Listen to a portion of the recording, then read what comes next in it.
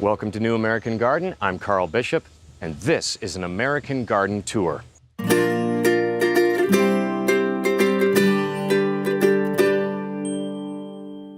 Today I'm in Coral Gables, Florida at the Montgomery Botanical Center. I'll be talking with Director Patrick Griffith and his staff, and they'll be giving me an exclusive tour of this enormous garden. It comprises the old estate of Colonel Robert Montgomery and his wife, Nell. This property used to be their home. In fact, I'm standing in front of their front door right now. It's home to 120 acres of palms and cycads, collected from over 50 countries.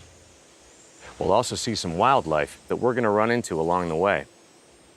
Come with me on this tour of the Montgomery Botanical Center, and you're going to see some really cool stuff. Our tour starts with a ride through a canopy of palms to meet the garden's director, Patrick Griffith, who will tell us how this garden got started.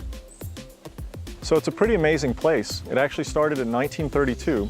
There's this fellow named Colonel Robert Montgomery, and he decided that what his real hobby and actually his life's work and his passion was collecting palm trees. So he acquired this property and then set about collecting palm trees from all over the world and bringing them together in one place. And that's the origin of Montgomery Botanical Center. Robert's wife, Nell, was definitely not one to sit inside and let him have all the fun playing in the garden. So we talked about the Colonel, and this plant collection is really the Colonel's legacy.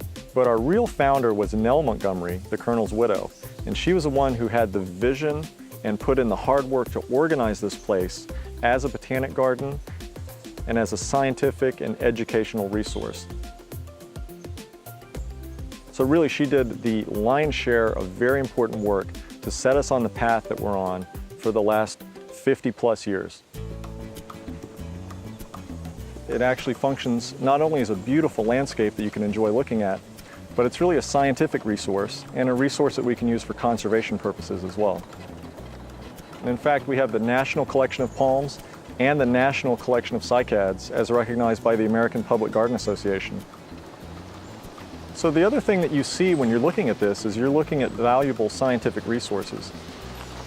Virtually every plant on the grounds here was collected by a biologist, and at the same time they brought those seeds here, they brought lots and lots of rich, detailed information that's associated with that plant.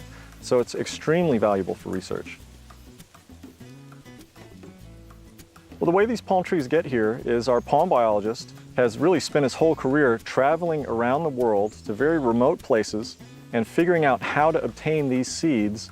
And we brought them all back here and we grow them in our nursery until they're ready to plant out on the grounds, and then they go out into the garden. And it's out into the garden we go to look at some rare palms from Brazil. At this point, I'm really glad we have carts to take us around. There's a lot of ground to cover. What we're standing in front of here is actually a palm that I described. I call it the twin palm because it tends to grow two stems from one seed. And it was a palm that I collected in Brazil, in the northeastern part of Brazil, some time ago. Every plant has a role in nature, and the twin palm acts as a food pantry for wildlife. Both sugars and proteins that are in this particular plant, so it has a little bit of everything. The coconut, or actually the whole family, is kind of like the tree of life. Palms in general, you get fibers for making clothing, the fats for covering roofs, construction materials, and lots and lots of food. Just up the hill to our left, Larry wants to show me what he calls the lollipop palm. One of my favorite palms here on the property is this one. It's a Hemithrynax. It comes from Cuba.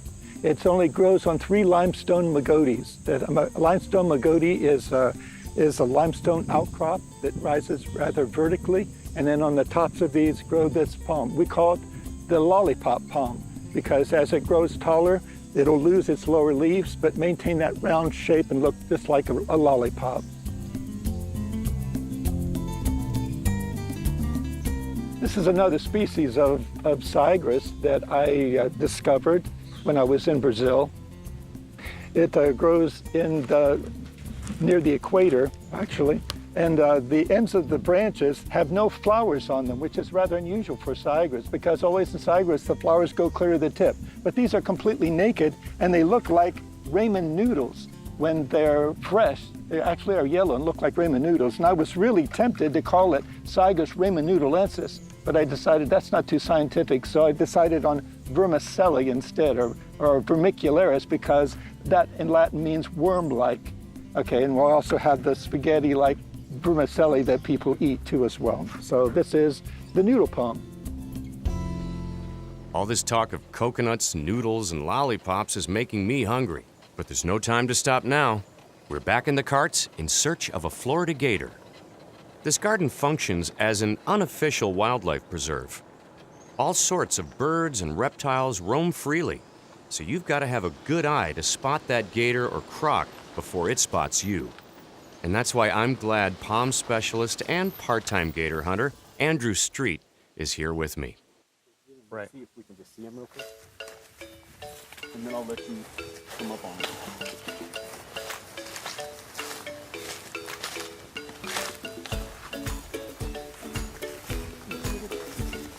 How big is he?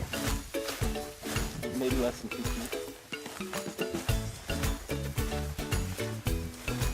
Is that it? No, it's a palm frond. Is he there? Yeah. Where? See him on the rock? Oh, yeah.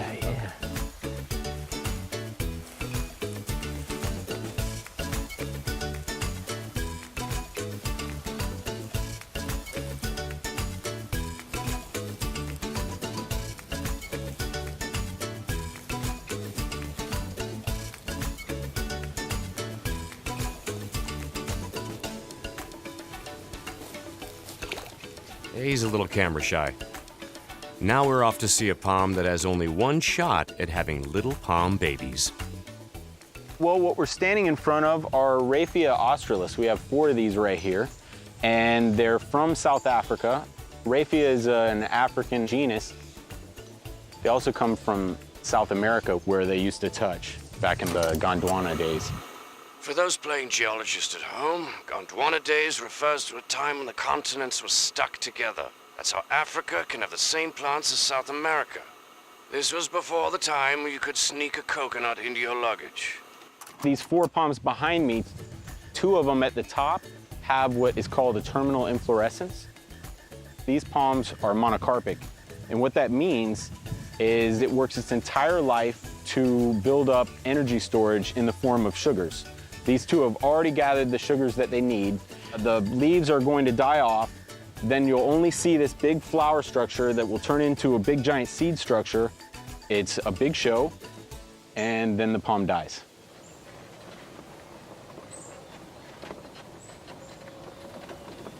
This place not only is beautiful, but it also contributes to the environment by helping repopulate areas that have been devastated by storms, the same places that give them the plants in the first place.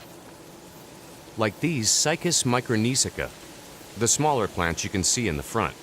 These were rescued from the island of Guam. Here, they're free to propagate without danger. My name is Eliza Gonzalez, and I am a Conservation Horticulture Fellow at Montgomery Botanical Center. I'm interested in this fellowship and the garden because of their efforts to conserve endangered cycads and palms around the world. So behind me, you'll see one of our cycads. So cycads are important because they are a source of food. They've also been a source of medicine. So we're providing the seeds, and it prevents people from digging up these endangered plants out of the wild. So this is Corypha taliera. It's probably one of the rarest palms in the world. It originates from Bangladesh. There are none left in the wild currently. This will shoot out a very large white inflorescence that will eventually produce hundreds and hundreds of seeds. The last one in the wild was accidentally cut down. It was next to a village, and they were not aware of what was going on with the palm. They just started seeing this large white structure come out, and they feared that it was either a bad omen or maybe the palm was sick, and they had it removed. Palms and cycads are valuable for research for lots of different reasons. Let's talk about palms first. They're basically all over the tropics, so they're really keystone species, and they're something that you can use to investigate ecology, but also a lot of people are using them nowadays to think about biogeography.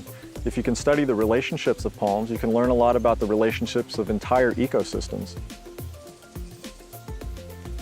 And cycads are in a completely different class. They're basically living fossils. They go back to the earliest days. You find fossil cycads in the same fossil beds as the dinosaurs. So when you're looking at a plant like that, you can imagine it's exactly the same now as it was when a dinosaur was taking a bite out of it. Standing in the middle of this garden, it's not hard to imagine being in the Jurassic period. And while we won't see dinosaurs, we did see one creature toward the end of our tour that comes pretty close. Mr. Lizard's been around since the Cretaceous, but that's not who I'm talking about.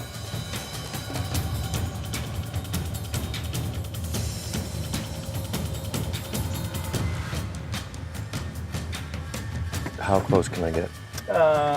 Honestly, This is close enough? I would feel comfortable here.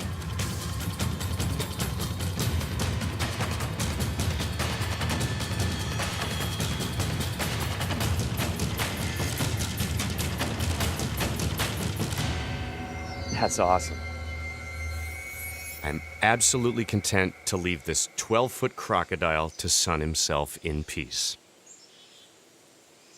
But before I go, I just want to take one more ride past these beautiful walls of limestone. I'm Carl Bishop, and thank you for joining me on this American Garden tour of the Montgomery Botanical Center. I want to thank Patrick Griffith and his staff for being very gracious and for allowing me to take a look. And I hope you've enjoyed it. This is New American Garden. I'm Carl Bishop, and thank you for watching.